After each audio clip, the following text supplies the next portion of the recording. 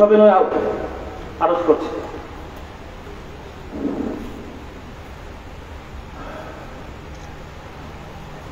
আলহামদুলিল্লাহ نحمده ونستعينه ونستغفره ونؤمن به ونتوكل عليه ونعوذ بالله من شرور أنفسنا ومن سيئات أعمالنا من يهده الله فلا مضل له ومن يضلله فلا هادي له ونشهد أن لا إله إلا الله وحده لا شريك له ونشهد أن محمدا عبده ورسوله صلى الله تعالى عليه وعلى آله وأصحابه وبارك وسلم تسليما كثيرا كثيرا. أما بعد فأعوذ بالله من الشيطان الرجيم. بسم الله الرحمن الرحيم.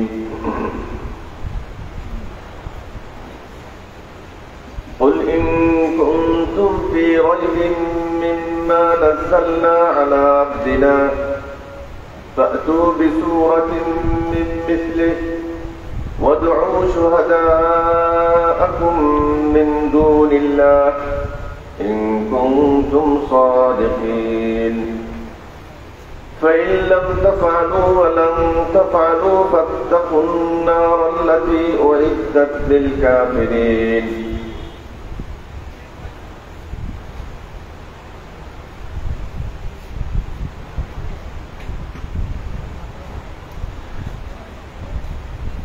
صدق الله مولانا العظيم. وعن علي رضي الله تعالى عنه كما رواه الحادث الأعور وفيه بعض المقال والموقوف أصح أو كما قال أصحاب الحديث. قال دخلت على رسول الله صلى الله عليه وسلم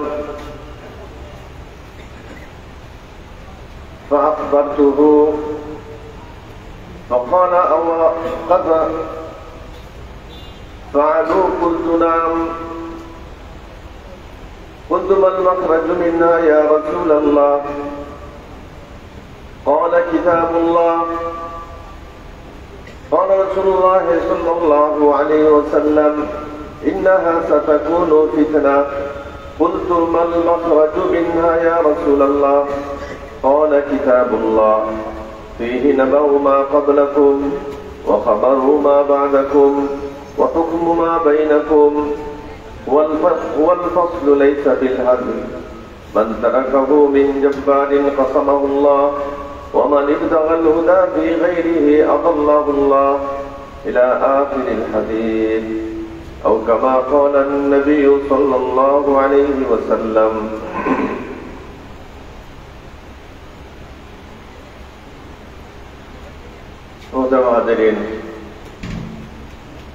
সম্মানিত উপস্থিতি, সম্মানিত এই মর্যাদাপূর্ণ গ্রামের অত্যন্ত মর্যাদাপূর্ণ বাড়ির সম্মানিত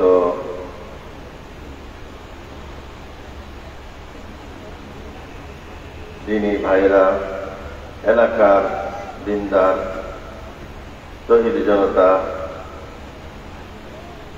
পর্দার আড়ালে আছেন আমার দিনী মা ও বোন, মুসলিম মা বোনেরা,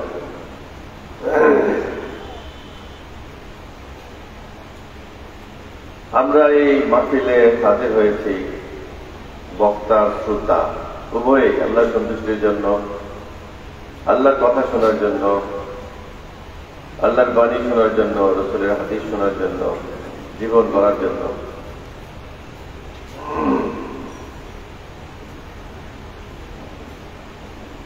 আমরা যেদিন পেয়েছি যে ঈমান বিশ্বাস আমরা লালন করি, যে কুরআন আমাদের কিতাব, যে রাসূল আমাদের দিক নির্দেশক, আল্লাহর কালামের ব্যাখ্যাকারী আখির নবী মুহাম্মদ মুস্তাফা আহমদ মুস্তাফা সাল্লাল্লাহু আলাইহি ওয়াসাল্লাম, এই সব দিক থেকে আমাদের সাথে চ্যালেঞ্জ করবে, আমাদের সাথে প্রতিদ্বন্দ্বিতা করবে এমন সুযোগ কারও নেই। আমাদের বিশ্বাস পরম সত্য, এটাই সত্য, আর সব বাতিল। আমরা কি বিশ্বাস করি? লা ইলাহা ইল্লাল্লাহ মুহাম্মাদুর রাসূলুল্লাহ। যে জগতের মালিক একজন, মাবুদ একজন, ইবাদত একজনের করতে হবে, একজনই ইবাদতের উপযুক্ত, আর কোন মাবুদ নাই। তাওহীদের বিশ্বাস, এই বিশ্বাস একমাত্র সত্য, আর বাকি সব মিথ্যা। জ্ঞান, যুক্তি, বাস্তবতা, গবেষণা, বিজ্ঞান, আবিষ্কার যাই হচ্ছে, এটাই সত্য প্রমাণিত হচ্ছে, এটাই টিকে আছে, আর বাকি সবই মিথ্যা। এই বিশ্বাস পরম সত্য। এর বিপরীত যত বিশ্বাস, শিরিকের বিশ্বাস, কুফুরের বিশ্বাস, নাস্তিকতা, এটা যে বাতিল, অনেক বেশি প্রমাণের প্রয়োজন নেই, আমি সেদিকে যেতেও চাচ্ছি না। এটাই পরম সত্য, আমাদের সেই বিশ্বাসটাই সত্য, সঠিক। যারা এই বিশ্বাস লালন করবে তারা সঠিক পথে, আর যারা এই বিশ্বাস থেকে যে যত দূরে সরবে সে এতই বিভ্রান্ত। সে বিশ্বাস আমাদের পরম সত্য। ছেলে আলহামদুলিল্লাহ, সবাই বলি আলহামদুলিল্লাহ। শুকরিয়া আদায় করা এই কথার উপর যে আল্লাহ আমাদেরকে বিশ্বাসের ক্ষেত্রে সঠিক পথ দেখিয়েছেন। সত্য, ধ্রুব, পরিষ্কার এই বিশ্বাস লালন করা আমাদেরকে তৌফিক দান করেছেন। এই বিশ্বাসের উপর কেন্দ্র করে বাকি জীবন গড়ে ওঠে। যার বিশ্বাস পবিত্র, বিশ্বাস অন্তরের লালিত, সেই জ্ঞান, ধারণা, কল্পনা, জল্পনা যার সুন্দর, সঠিক, তার জীবনের সকল কর্মই সঠিক, সুন্দর, সে শান্তিতে আছে, বাকি সব অশান্তির মাঝে। আমরা তো বুঝি না যে এসিতে থাকে, বাইরে যে গরমে আছে বুঝে, সে কি গরমে বোঝা যাবে না। যে পানি পান করে পিপাসা যার না মিটে গিয়েছে, পিপাসুতা মানুষের অবস্থা সে বোঝে না। আমাদের এই ঈমান আমাদের কি উপকার দেয় সেটা আমাদের উপলব্ধি করি না, কারণ এই ঈমান জান নাই, তার কি কষ্ট সেটা আমরা জানি না। কোরআনে কারিমে ইরশাদ হয়েছে, ওয়া ইয়াকফুর বির রাহমানি ফাকাআন্নামা খাররা মিনাস সামা। যে আল্লাহর নামের সাথে কুফরি করবে সে আকাশ থেকে যেন পড়ে গেল।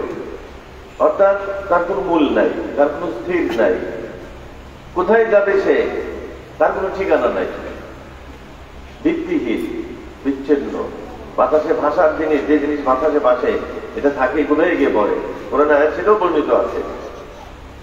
হয়তো পাখি দাঁড়িয়ে নিয়ে যায়, আর নয় সে কোনো গুহায় গিয়েছে দুমড়ে মুচড়ে নিঃশেষ হয়ে যায়, বাতাসে থাকে থাকে থাকে।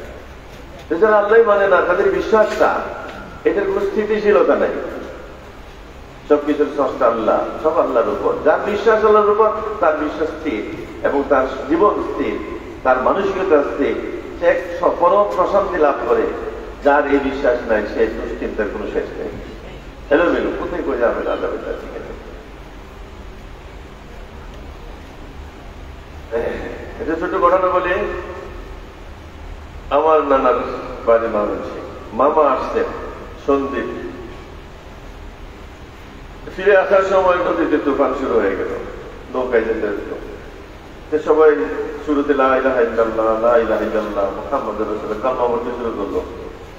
অন্য ধর্মের একটা পরিবার ছিল সেখানে, তখন তারা তাদের ধর্মের জাতির জায়গায় সেটা বলছে। কিন্তু তুফান যখন আরো বেশি বেড়ে গেল, সবাই অস্থির, ডুবো ডুবো অবস্থায়। মুসলমান তো লা ইলাহা ইল্লাল্লাহ আছে, এখন পরিবার মহিলা তার স্বামীরে বলে আমাদের এগুলি কাজে আসবে না, তারা তুমি লা ইলাহা ইল্লাল্লাহ বলো। এই মুসলমানরা বলছে এই নেই বলো, তো ওরাও লা ইলাহা ইল্লাল্লাহ বলতে শুরু করলো। এই লা ইলাহা ইল্লাল্লাহ বলে বলে কুলে আসলো, উঠে আসলো। আল্লাহ বলেন যে ওই জায়গাটা মৌজুদ, যখন নাকি এদেরকে সাগরের ঢেউ গ্রাস করে নেয়, তারে ডাকে দাউল্লাহ মুখলিসিনা লাহুদ্দিন, আল্লাহ ডাকে সব ছেলে খালেদ ভাবে আল্লাহরে ডাকে। এই আয়াতের মধ্যে যে আছে, আমার মামা প্রত্যক্ষদর্শী, তিনি বললেন যে তারাও তখন সব ছেলে লা ইলাহা ইল্লাল্লাহ বলে শুরু করতো।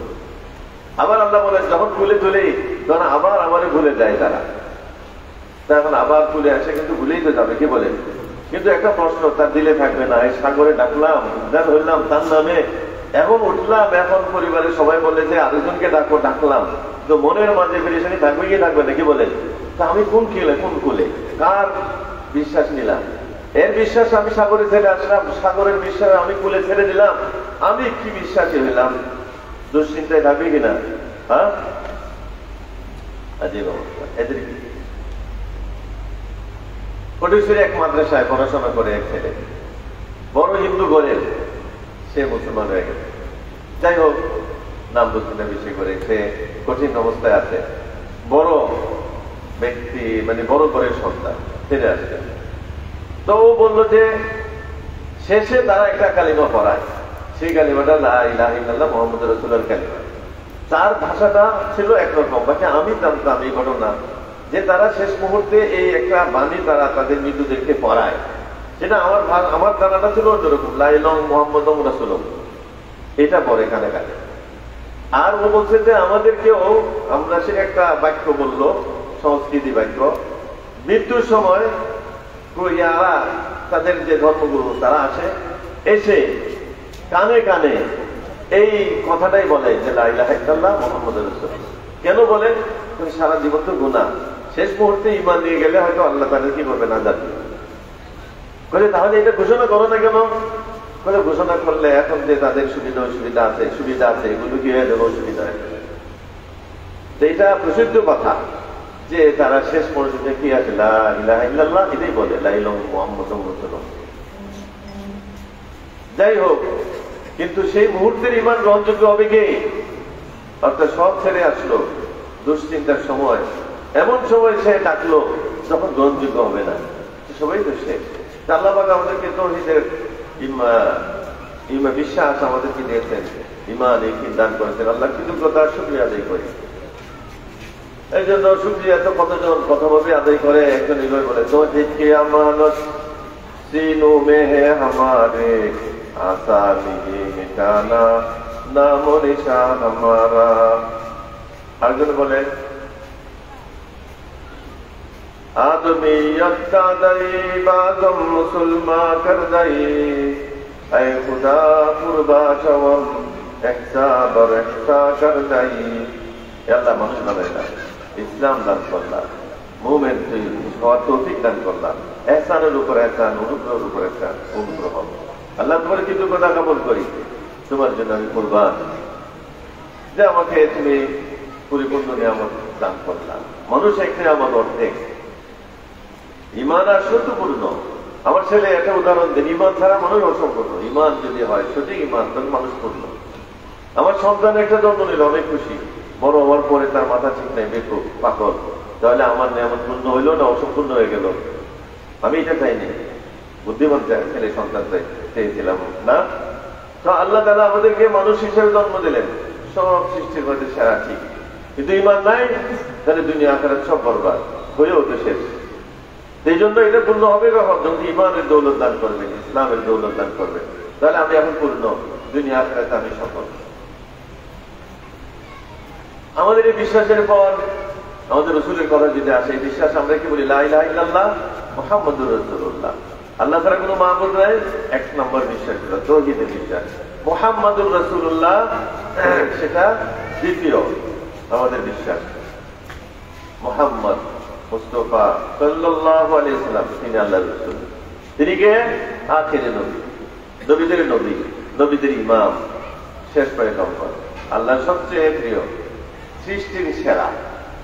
আল্লাহ রাসূলের কথা বলে শেষই করা যাবে। এই জন্য একজনকে বলে নবীর কথা ইকবালের কথা, নজরুলের কথা, নজরুল আল্লাহ রসুল সম্পর্কে কত এটা সুন্দর কথা বলেছে। নবী মোর পরশমণি, নবী মোর সোনার খনি, নবী নাম জপে যে জন সেই তো দুজাহানের ধনী। সবাই জানি আমরা না? কি বলে জানেন? নবী মোর পরশমণি, নবী পরশমণি, পরশ পাথর। পরশ পাথর কাকে বলে? সেইটা পরশ পাথর সম্পর্কে এরকম ধারণা যে কোনো পাথরকে স্পর্শ করলে, পরশ পাথর দিয়ে স্পর্শ ঘষে দিলে সেটা শূন্য হয়ে যায়। কি হয়ে যায়? শূন্য হয়ে যায়। নবী পরশমণি, তার সুহবতে আসলে মানুষ শূন্য হয়ে যায়। কিন্তু এখানে নজরুল অনেক সুন্দর চিন্তা করে, কিন্তু পরশ পাথর স্বর্ণ করে দেয় অন্যকে, নিজে কিন্তু পাথর। পাথর গলায় নেয় না কেউ, স্বর্ণ গলায় রাখে, স্বর্ণকে ভালোবাসে, স্বর্ণকে আদর করে, গলায় গলায় চুলায়। তা আমার নবীর মাধ্যমে অন্যরা পাথর, অন্য পাথর স্বর্ণ হয়ে যায়, কিন্তু নিজে যদি পাথর স্বর্ণ না হয় তাহলে তার গলায় নিবে না কেউ। বলছে আমার নবী এমন পরশ পাথর না যে স্বর্ণ বানায়, নিজে স্বর্ণ না, সে নিজেও স্বর্ণ। এমন স্বর্ণ যে পরশ পাথরের কাজ করে, নিজেও স্বর্ণ, তারও গলায় নিতে ইচ্ছা হয় এবং তাকেও গলায় নেই আমরা, সেও সুন্দর মালা। এই জন্য সে পরের কবিতা কি বলে? নবী মোর সোনার খনি, সে তো স্বর্ণ না, স্বর্ণের খনি। যতজন মালা নিবা মালা নাও, শেষ হবে না, তোমার গলার মালা তোমাকে সুন্দর করবে। কি সুন্দর কথা বলে, নবী মোর পরশমণি, নবী মোর সোনার খনি। এখন নবীর নাম নিলে দুই জাহানের জন্য। নবীর নাম কেমনি দিব? এখানে মনে সঙ্গে বুঝে না। আল্লাহর নামও নেই, নবীর নামও নেই, নেই কিনে না? কালিমাই তো বলি লা ইলাহা ইল্লাল্লাহ মুহাম্মাদুর রাসূলুল্লাহ। আল্লাহর নামও নিলাম, রসুলের নামও তো নিলাম, কিন্তু সঠিকভাবে না নিলে ইমান যাবে আবার। এই জন্য নাম তো নেই, কিন্তু এর উদ্দেশ্য এটা না, যেমনি তেমনি নিয়ম অনুযায়ী, কালিমার নিয়মে। মাহবুদ আল্লাহ, লা ইলাহা ইল্লাল্লাহ, আল্লাহ ছাড়া কোনো মাহবুদ নাই, উপাস্য আর কেউ নেই। আর মুহাম্মদকে রাসূলুল্লাহ, তিনি আল্লাহর দূত। আল্লাহর ইবাদতের জন্য, ডাকার জন্য ইবাদতের পথে উনি আসছেন। এই জন্য আমাদের নবীর নাম বারবার জপতে হয়। এটা কেমনে করবো? আল্লাহ রসুল যেমনে করছেন। নামাজ কেমনে করবো? রসুল যেভাবে করছেন। রোজা কিভাবে? রসুল। দান সদকা কিভাবে? রসুল। পরিবার কিভাবে? রসুল। সমাজ রাষ্ট্র কিভাবে? রসুল। কার নির্দেশ পালন করা? আল্লাহ। পথ কার? রসুলের। তাহলে নবীর নাম জপার অর্থ এটা যে আল্লাহর হুকুম কেমনে পালন করবো? রসুলের তরিকায়। বারবার আল্লাহর কথা আসবে, সে উপাস্য, সে এলা, সে মাহবুদ। এই জন্য কিন্তু সেই ইবাদত কিভাবে করব, সেই ক্ষেত্রে আসে রসুলের নাম, লা ইলাহা ইল্লাল্লাহ মুহাম্মাদুর রাসূলুল্লাহ। আশহাদু আল্লা ইলাহা ইল্লাল্লাহ ওয়া আশহাদু আন্না মুহাম্মাদান আবদুহু ওয়া রাসূলুহু। রসুলের নাম আসে কিনা? নবী নাম জপে যেজন সেই তো দুজাহানের ধনী। ঠিক আছে কিনা? এখন যে সোনার খনি, উনি পরশমণি কেমনে, সোনার খনি কেমনে, আমাদের বুঝতে আর বাকি নাই। সাহাবায়ে কেরাম ছিল কতগুলি আরবের যাযাবর মূর্খ এবং অশিক্ষিত, ডাকাতও ছিল, খোরাখুরি করতো 17 বছর। আউস খাজরাজ দুই পুত্র, এক বংশের দুই সন্তানের, দুই পিতার মানে চাচা, দুই ভাইয়ের দুই সন্তান, দুই ভাইয়ের দুই বংশ হয়ে গেছে, একটা আউস একটা খাজরাজ, দুই আনসার। এই আউস ও খাজরাজ দুইজনের মাঝে মারামারি 17 বছর, শত শত হাজারে হাজার তাদের কি নেতা এবং সাধারণ মানুষ মারা গেছে এই সকল যুদ্ধে। কেউ থামাইতে পারে না।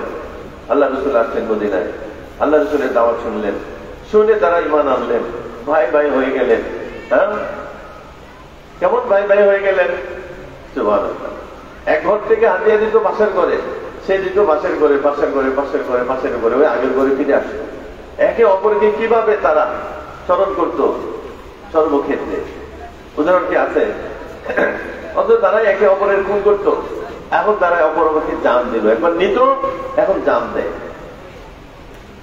যুদ্ধ, ইয়ারমুকের যুদ্ধে আহত হয়ে গেছেন এক সাহাবী, আহ করলেন। যুদ্ধ শেষ, প্রত্যেকে তার আত্মীয়কে খুঁজতে গেল, তার ভাইকে খুঁজে খুঁজে পেল, দেখা হলো যে সে আহত। সে আবু জাহেলের ছেলে ইকরামা। আবু জাহেলের নাম আমরা শুনছি, আবু জাহেল তার ছেলে। মুসলমান হওয়ার পরে তার আদর্শ কি হয়ে গেল? সে আহত হয়ে পড়ে আছে, ভাই গেছে পানির জন্য, দেওয়ার জন্য পানি চাইল। এর মাঝে আরেকজনের পাশে আরেকজনে আহ করে উঠলো, বলে যে আগে ওরে দিয়ে আসো। ওর কাছে গেল আর সে আরেকজনের আওয়াজ আহ শুনলো, বললো যে ওকে আগে দিয়ে আসো। ওর কাছে গেল, মারা গেল। দ্বিতীয় ব্যক্তির কাছে আসো, মারা গেল। ইকরামার কাছে, আবু জাহেলের ছেলের কাছে আসলো, সেও মারা গেল। আবু জাহেল কে ছিল আমরা জানি, হ্যাঁ, সবচেয়ে বড় কি আল্লাহ দুশ্মন, রাসূলের দুশ্মন। কিন্তু ছেলে ইমান নিয়ে কেমন মানুষ হয়ে গেল, মৃত্যুর দুয়ারে আরেকজনের চিন্তা করে, মৃত্যুর দুয়ারে মানবতার সাক্ষী সে রেখে গেছে। দিন কি আল্লাহ রসুল, রসুলের কাছে এসে এই মানুষগুলি এইভাবে ভালো হয়ে গেল। তো রসুল এই মৃত মানুষকে চিন্তা করে দিলেন, এই ডাকাতগুলোকে নেককার করে দিলেন, এই পাষাণগুলোকে হৃদয়বান করে দিলেন। তো এইটাই পরশমণি। যেগুলো ছিল পাথর, এদেরকে স্বর্ণ করে দিলেন, মানুষের স্বর্ণ, মানবের স্বর্ণ করে দিলেন। নবী মোর পরশমণি, নবী মোর সোনার খনি, নবী সোনার খনি। পরশমণি আরেকজনের ভালো করলেন, তিনি নিজেই স্বর্ণ। ওনার প্রতিটা কথা সুন্দর, প্রতিটা কথা সুন্দর, প্রতিটা আচরণ সুন্দর, প্রতিটা বাণী তার সুন্দর, দিক নির্দেশনা সুন্দর। দুনিয়ার মানুষ যত সুন্দর শিখেছে সব আল্লাহ রাসূল থেকে। এক খ্রিস্টান মুসলমান হয়ে গেছে, কেন? বলছে খ্রিস্টানদের দাওয়াত আর মুসলমানদের দাওয়াতের মধ্যে আমি পার্থক্য দেখি, এই জন্য আমি মুসলমান হয়ে গেলাম। কি পার্থক্য? বলে যে তারা যে দাওয়াত দেয়, এই দাওয়াত তাদের মন থেকে দেয়, ভালোবাসার থেকে দেয়, অন্তর থেকে দেয়, আবেগ অনুরাগ মিশ্রিত হয়ে দেয়, নিজের ভাই মনে করে দেয়। মুসলমান হয়ে গেলে নিজের প্রাণের চেয়ে সে বেশি ভালোবাসে, সন্তানের চেয়ে বেশি ভালোবাসে একজন মুসলমানকে।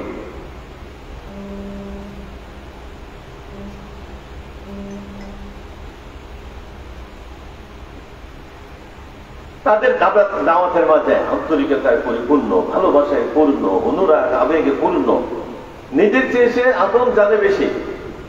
আর খ্রিস্টান তারা যে দাওয়াত দেয়, তারা ডিউটি পালন করে। কিভাবে পালন করে? ডিউটি দিতে হবে, এই জন্য, চাকরির জন্য, ডিউটির জন্য, বেতনের জন্য, ভাতার জন্য। বুঝলাম যে এটা সত্য না, এটাই কি সত্য? ইসলাম সত্য, এই জন্য মুসলমান হয়ে গেছে। অনেক মুসলমান হয় পশ্চিমা দেশে, আমরা জানি না তাদের খবর। হাতারে হাতারে হাতারে হাতারে তারা ঠেকানোর জন্য যত চেষ্টা করে, এত বেশি মুসলমান। তারাই বলে যে সামনের এই সামনের যুগ মুসলমানের যুগ, 100 মুসলমান দুনিয়ার মধ্যে কেউ করবে। অথচ তারা বন্ধু ভদ্র কিছু নেই, ওদের কাছে সবকিছু। ইসলাম তার নিজের সৌন্দর্যে, নিজের গুণে, নিজের আভায় সে কি মানুষের কাছে সেগে পৌঁছে। ক্ষমতা বলে না, বন্ধুকে বন্ধুকে টুক কামানার এখন লোক দিয়ে না, মুসলমানদের কাছে এগুলি নাই। কিন্তু ইসলাম পৌঁছতেছে সেখানে। তো নবীর বাণীর রকম যে সেটা সব সুন্দর, পছন্দ, গলায় রাখার মতো। এই জন্য অমুসলিম মুসলমান হয়ে যায়। তিনি সোনার খনি, তার প্রতিটা কথায় গলায় লাগানোর মতন, এবং আমরা লাগাই। 3 নম্বর কথা হলো যে আমরা যে কোরআন, এই সব আসছে আল্লাহ পরিচয় লাভ করি আমরা কোরআন থেকে। রসুল আমাদেরকে কোরআন শিক্ষা দেন। কোরআন কিতাব, রসুল শিক্ষক, আমরা ছাত্র। শিখি কি? প্রভুকে, জানি কি? প্রভুকে।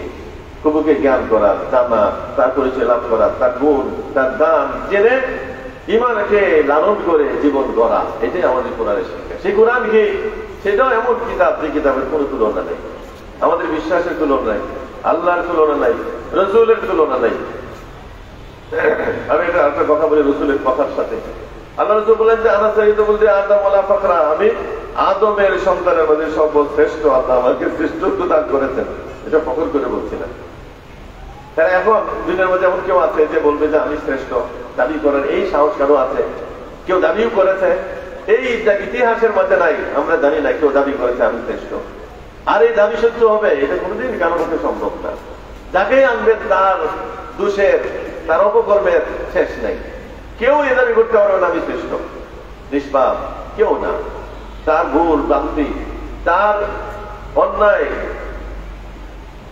শেষ নেই, কম বেশি হবে। মানবীয় দুর্বলতা সব, কাজে কর্মের দায়িত্বের ক্ষেত্রে কি হয়?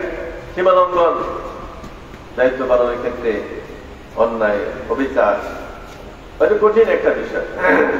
কিন্তু আল্লাহ রসুল বলছেন আমার সাইয়্যিদু বলতে আদম, আমি আদমের মাঝে সর্বশ্রেষ্ঠ। তাহলে সেই দাবি আল্লাহ রসুল করে গেলে সত্য কিনা? আমাদের কাছে একটি কিতাব এসেছে, মাইকেল এইচ হার্ট, দি 100, সেখানে সর্বপ্রথম নাম কার? আল্লাহ রসুলের। কেন? তিনি মানব জাতির মাঝে আমাদের জানা ইতিহাসে সর্বশ্রেষ্ঠ, এই জন্য। আচ্ছা, রাশিয়ার একজন বড় দার্শনিক, তার অনেকগুলো কথা আল্লাহ রসুল সম্পর্কে আছে। একটা কথা আছে যে মানব ইতিহাসের মধ্যে মোহাম্মদের যে শ্রেষ্ঠ কেউ আসে নাই, সামনেও আসবে না। আমি বড় আশ্চর্য হই এই কথা সে কেমনে বলে সামনেও আসবে না। এটা তো আল্লাহ জানেন, রসুল জানেন, আল্লাহ রসুলকে জানানোর কারণে জানেন, কিন্তু ও কি করে জানলো? হ্যাঁ, মানুষের একটা কি থাকে, বুঝ জ্ঞান থাকে। এরা দার্শনিক, গবেষক, ঐতিহাসিক, তাদের জ্ঞান সাগর অনেক বড়। সে এই কথা অনুমান করলো যে এই গুণের মানুষ আসা আর সম্ভব না, কেমন পর্যন্ত আর আসবে না। অমুসলিম সাক্ষী দেয় আল্লাহ রসুলকে যে উনি শ্রেষ্ঠ, তার মতন কেউ হবে না। আল্লাহ রসুল যা বললেন সেটা তো শত্রু সাক্ষী দেয়, তাই কি না? আমাদের রসুলের মতো আর কোন রসুল হয় না। আমাদেরকে আমরা যার অনুসরণ করি তাকে মানি। আমি আমাদের চিনি কি রাহবর, আমাদের পথ প্রদর্শক। কান্ডারি কান্ডারি হইয়া নবী পার করিবেন সেই তরুণী, তিনি কান্ডারি। মুর্শিদ, তৌহিদের মুর্শিদ আমার মুহাম্মাদের নাম। আপনারা শুনেন, এই মুর্শিদ আর কেউ হয় এরকম মুর্শিদ দুনিয়াতে নাই। দ্বিতীয় কালিমার কোরআনের কথা। আমাদের এই কিতাব আল্লাহ ঘোষণা করেছেন, ইন কুনতুম ফি রাইবিন মিম্মা নাযালনা আলা আবদিনা ফাতু বিসূরাতিন মিন মিসলিহি ওয়াদউ শুহাদাকুম মিন দুনিল্লাহি ইন কুনতুম সাদিকিন ফাইন লাম তাফআলু ওয়া লাম তাফআলু ফাত্তাকুন নার আল্লাতী ওয়াকুদুহা আন-নাস ওয়াল হিজারা। আগে আমরা আয়াত একটু ভুল হয়ে গেছে, আয়াতের কোনো মনে হবে না। ওয়াকুদুহা আন-নাস ওয়াল হিজারা ওয়া ইদ্দাত লিল কাফিরিন। আয়াতের তরজমা বলতেছেন, আল্লাহ বলেন যে এই কিতাব এটা আমার কিতাব, এটা কারো কিতাব না। কার কিতাব? এটা না মুহাম্মদের না কারো, এটা আমার কিতাব, আমার কথা আমি মুহাম্মদের মাধ্যমে তোমাদেরকে দিলাম। যদি আমার বিশ্বাস না হয়, তোমার সন্দেহ থাকে, তাহলে তোমরা মনে করো মুহাম্মদের তৈরি, তাহলে মুহাম্মদ মানুষ, সে যদি পারে তোমরা কেন পারবে না? তোমরাও তৈরি করো। তোমরা কেন পারবে না? মুহাম্মদ যদি মানুষ হয়ে পারে, তাহলে পারবে না কেন? তোমরা তৈরি করো, তোমরা তৈরি করতে পারবে। যদি না পারো, তাহলে আমার কিতাব এটা প্রমাণ হয়ে যাবে যেটা আমার কিতাব যখন প্রমাণ হবে, তা আমার হুকুম পালন করতে হবে। আমি প্রভু আকাশের উপর থেকে তোমাদের জন্য কিতাব নাযিল করেছি। আমার কিতাব যদি না মানো, তাহলে এর জন্য শাস্তি দিব আমি, তুমি তৈরি হও। কোথায় দেব? জাহান্নামে। কি সেখানে জ্বালানি হবে? পাথর আর মানুষ দিয়ে আমি আগুন জ্বালাবো। ওয়াকুদুহান নাস ওয়াল হিজারা। আমার না হয় তাহলে কথা এই কিতাব মানার দরকার নেই। আমার যদি হয়, তা আমার কথা না মানলে কি হবে এটা তুমি ভেবে দাও। আমার কিতাব যদি না মানো, তোমার কি দশা হবে? কি বলেন, যে যত বড় হয় তার কথা না মানলে এত ভয় থাকে কি থাকে না? সে এত বেশি পাওয়ার, শক্তিশালী এবং শাস্তি দিতে পারে কিনা? আমার কিতাব যদি মানো, তাহলে আমাকে দেখো, আমার শাস্তিকে দেখো, সাবধান হয়ে যাও।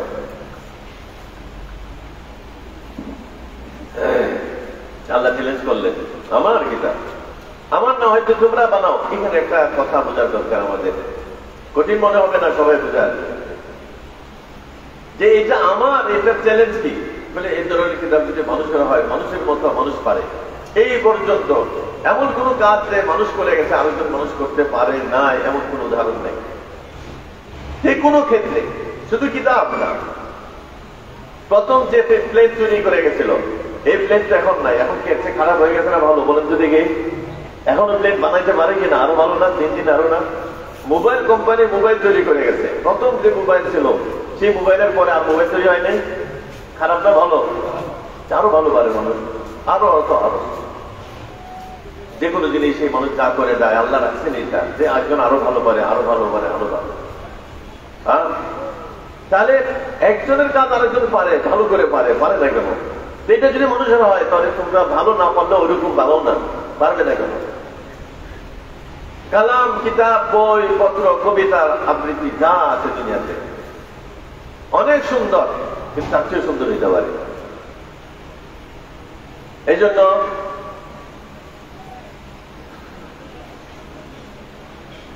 কবিতার ক্ষেত্রে যদি ধরেন, একজন বড় মহাকবি কোন একটা বিষয়ে কবিতা লেখছে, দেখা গেল যে সে এক জায়গায় ফার্স্ট, আরেকজন আরেক জায়গায় কাছে ফার্স্ট, সে ফেল করবে।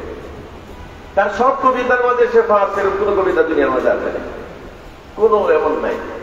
বড় বড় কবিতা, সাহিত্যিক কোন একটা সাহিত্যকর্ম তার অনেক সুন্দর, কিন্তু দেখা গেল যে আরেক জায়গায় সে ফেল, আরেকজন আরো সুন্দর লিখেছে। হয়তো ওই ক্ষেত্রে যারা ফেল হয়ে যায় তারা তো ছোটই, যা লেখে তার যদি চ্যালেঞ্জ হয়ে যায়, কিন্তু কোন ক্ষেত্রে যদি খুব সুন্দর লেখে আরেক ক্ষেত্রে সে সুন্দর পারে না, আরেকজন তার থেকে সুন্দর হয়। তিলকা লাইয়া মধুদা ভাবাই না। আমার পাশে আছেন আব্দুর রহমান চৌধুরী, আমাদের অনেক শ্রদ্ধেয়। আমরা ছোটকালতে দেখতাম তিনি বিভিন্ন মঞ্চে সুন্দর ভাষণ দিতেন। ওনারা এই ভাষা সাহিত্য নিয়ে চর্চা করছেন, উনি জানবেন এমন কেউ নেই যে সব ক্ষেত্রে এসে অনন্য। তো মানুষ মানুষের চ্যালেঞ্জ কি করে গ্রহণ করে। কবিতার আসর বসে, সেখানে প্রতিযোগিতা হয়, একজন 101 নম্বর হয় আজকে, আরেকদিন হয়ে যায় আরেকজন, এক অনুষ্ঠানে সে আরেক অনুষ্ঠানে আরেকজন, কি বলে হয় এরকম প্রতিদিন একজনই ফার্স্ট হয়, এরকম কোন অনুষ্ঠান হয় না। 2 দিন হোক 3 দিন হোক, তারপরে কি হয়ে যায়, সে ফেল হয়ে যায়। কিতাব, এমন কোন কিতাব নাই যে কিতাবে ভুল নাই। অ্যারিস্টটল, প্লেটো, অ্যারিস্টটল, নিউটন, তারপরে আইনস্টাইন, আগের বর্তমানের যত দার্শনিক আছে তাদের বই, তাদের লেখা, তাদের বক্তব্য রচিত আছে, লিখিত আছে। সব সঠিক না, ভুল প্রমাণিত হয়ে গেছে, অনেক অনেক ভুল। একটা কথা প্রসিদ্ধ ছিল, অ্যারিস্টটল কখনো ভুল করে না, অ্যারিস্টটল কখনো ভুল করে না। 2000 বছর পর্যন্ত তার ভুল কেউ ধরতে পারে না। অনেক ক্ষেত্রে একদম সাদা এরকম না, মোটামুটি এরকম একটা কথা প্রসিদ্ধ। তার দর্শন এইভাবে কি নিখুঁত ভাবে সে উপস্থাপন করে, কিন্তু তার দর্শনের ভুল প্রমাণিত হতে শুরু করেছে। অনেক অনেক অনেক তার দার্শনিক মতবাদ, থিওরি সব অনেক। দুনিয়াতে এমন কোন ব্যক্তি নাই যার সব কথা সত্য হয়। কোরআন কত বড়, এত বড় কিতাব কে লেখে, 6600 আয়াত, আর চেয়ে বেশি, 114 সূরা, দুনিয়ার সব কথা। মা ফাররাতনা কিতাবে মিন শাই, এখানে এত এত এত এত এত কথা আছে, ছোট ছোট আয়াত, এক একটা আয়াত এক একটা কিতাব। এক ইংরেজ বলছে, এসে মুসলমান হয়ে গেছে, সে বলে যে কোরআনের আমি যখন পড়লাম, আমার লাইব্রেরি অনেক বড়, হাজার হাজার কিতাব।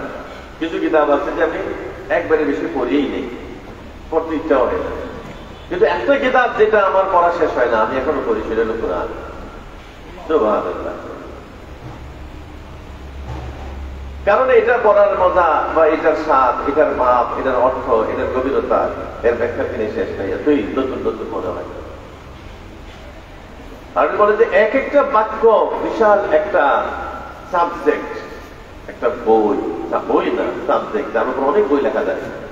এই জন্য আল্লাহ রাসূল ইরশাদ করেছেন, উতিতু জাওয়ামিআল কালিম ওয়া মানাবিআল হিকাম, আমাকে এমন আল্লাহ দান করেছেন। আল্লাহ হাদিসের কথা বলছেন, কোরআন তো আল্লাহর কালাম, আমার হাদিস আমি যা বলি আল্লাহ আমাকে জ্ঞান দান করেছেন। এক এক কথার মধ্যে অনেক অর্থ, অনেক জ্ঞান, এবং সব সুন্দর জ্ঞান, আদর্শের কথা।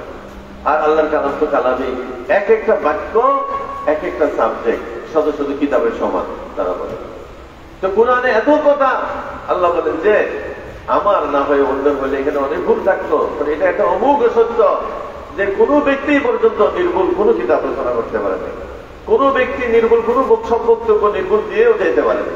অনেক আবিষ্কার আছে, এটা ঠিক, আইনস্টাইন এসে আবিষ্কার করছে, নিউটন আবিষ্কার করছে, অ্যারিস্টটলের অনেক কথা সত্য, কিন্তু সব নির্ভুল কেউ পারে না, সবার ভুল আছে। তাহলে এটা যদি আমার না হয়ে মানুষের হইতো, মুহাম্মদের হইতো, এই পরম সত্য, কোন ব্যক্তি কোন মানুষ নির্ভুল হয় না, তাহলে এই কিতাবের মাঝে ভুল থাকতো। তুমি প্রমাণ করো কোথাও ভুল আছে কিনা।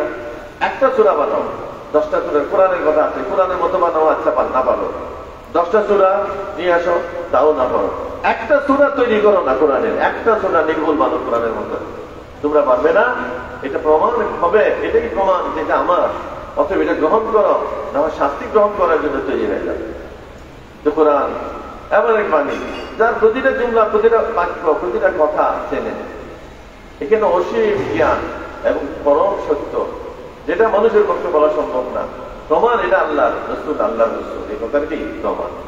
আমাদের এই কিতাবের কোন সুরত নাই, 1000 বছর ধরে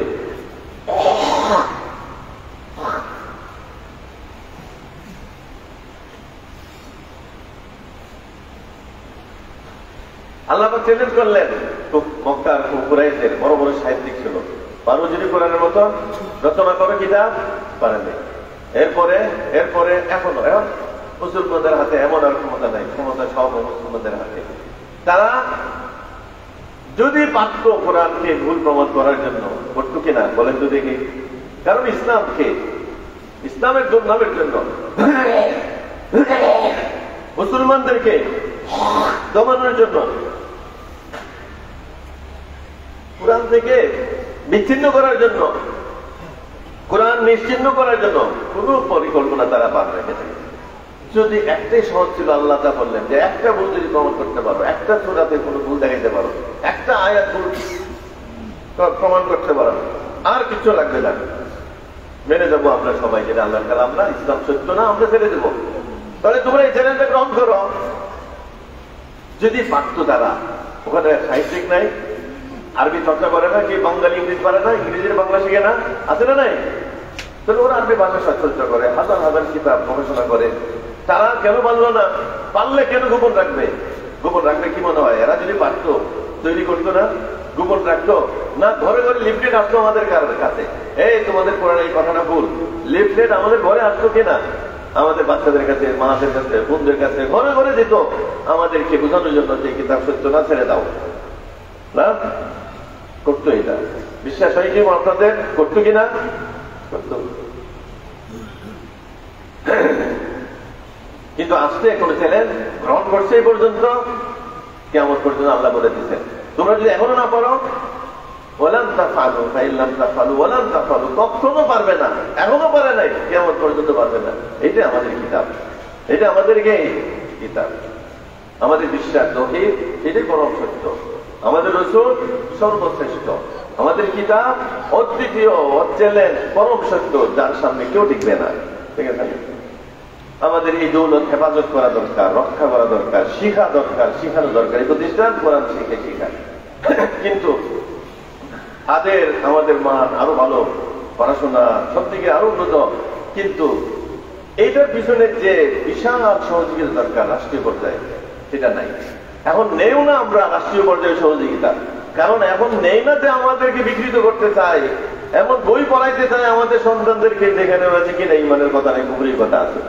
আর যদি তাদের থেকে সাহায্য না হয়তো, এই মাদ্রাসাগুলোর উপর তারা চড়াও হয়ে যেত, সিলেবাস তারা বাধ্য করতো, আর আমরা কোরআন হাদিস রক্ষা করতে পারতাম না, এই জন্য নেই না।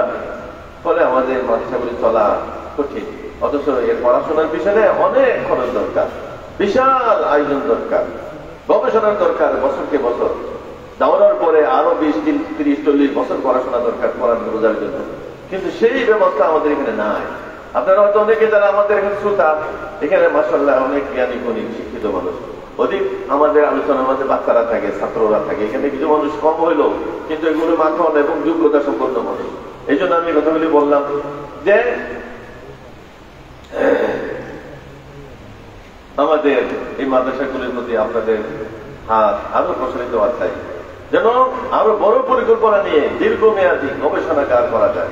এখানে কোরআন শিখবে, কোরআন বুঝবে, কোরআনের দাওয়াত দিবে, গভীর জ্ঞান অর্জন করবে, বিভ্রান্তি হবে না, বিভ্রান্তি করবে না, বুঝের অভাব থাকবে না, এমন এক পড়াশোনা আমাদের ব্যবস্থা হওয়া দরকার।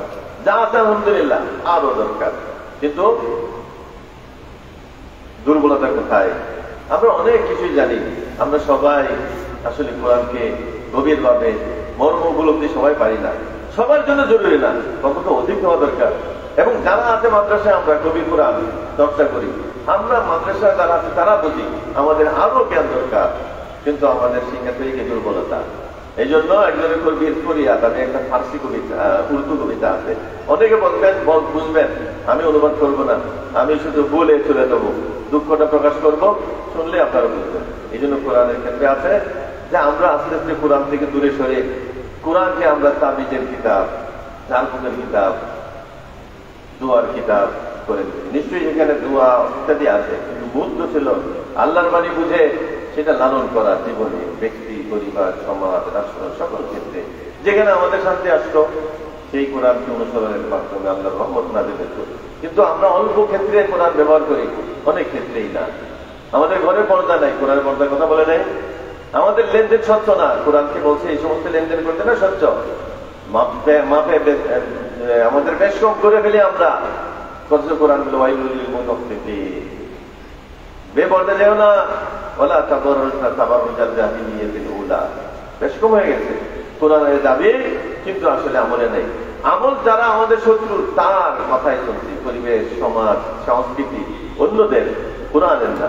এই জন্য কোরআনের ফরিয়াদ, ताकों में सजाया जाता हूँ, आंखों से लगाया जाता हूँ, ताबीज बनाया जाता हूँ, दूधों के पिलाया जाता हूँ, जुज़्दा हरीर और रेशम के और फूल सितारे चांदी के, जुज़्दा हरीर और रेशम के और फूल सितारे चांदी के, फिर इत्र की बारिश होती है, खुशबू में बसाया जाता हूँ। और अनेक कथा शेषे की बोले, मुझसे अकीदत के दावे कानू पे राजी गैरों के, यूं भी मुझे रुस्वा करते हैं, ऐसा भी सताया जाता हूँ। मुझसे अकीदत के दावे कानू बिराजी गैरों के, यूं भी सताया जाता हूँ, यूं भी रुस्वा किया जाता हूँ, यूं भी सताया जाता हूँ। किस बज़्म में मेरा बार नहीं, किस उर्स में मेरी धूम नहीं, फिर भी मैं अकेला रहता हूँ, मुझसा भी कोई मजलूम नहीं, फिर भी अकेला रहता हूँ, मुझसा कोई मजलूम नहीं। कुरान बोले सब জায়গায় আমার তেলাওয়াত হয়, সব জায়গায় আমার ধুম আছে, ধুম হয়, কিন্তু আমি একা তাকে থাকি। আমি জীবনের জন্য ছিলাম কিতাব, আর এখন আমাকে তাকে রাখা হয়, আমি একাই থাকি। আমার উপর এত জুলুম, আমার মতো আর কেউ মজলুম নাই। আমারই আছে আল্লাহর কিতাব, প্রভুর কিতাব।